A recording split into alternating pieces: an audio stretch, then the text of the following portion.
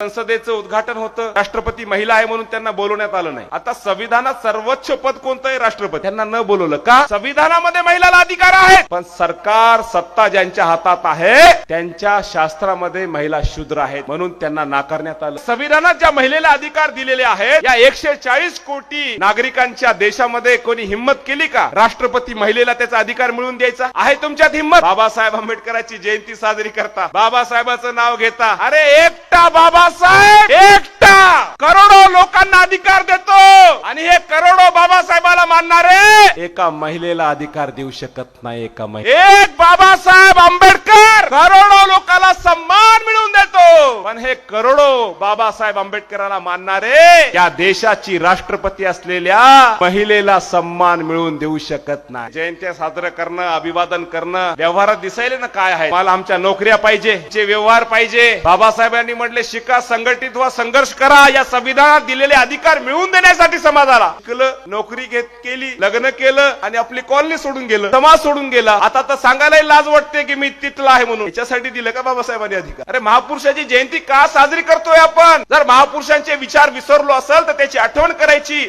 महापुरुषांनी दिलेलं काम पूर्ण करण्यासाठी आपण सामूहिक स्तरावर प्रयत्न करायचा म्हणून जयंती साजरी करतोय. जेव्हा या महापुरुषाला आपण पुष्पहार घातला ना, आज महापुरुष जिवंत नाही, या फोटोला हार नाही घातला, त्यांच्या प्रतिष्ठेमध्ये कमी येत नाही. बाबासाहेबांची प्रतिष्ठा कमी होणार नाही जर आम्ही त्यांना पुष्पहार नाही घातला तरी. पण जेव्हा आपण पुष्पहार प्रतिमेला घालतो ना, तो पुष्पहार त्यांच्या प्रतिमेवर पडला पाहिजे आणि त्यांच्या विचाराची माळ आपल्या गळ्यात पडली पाहिजे, तेव्हा परिवर्तन होईल.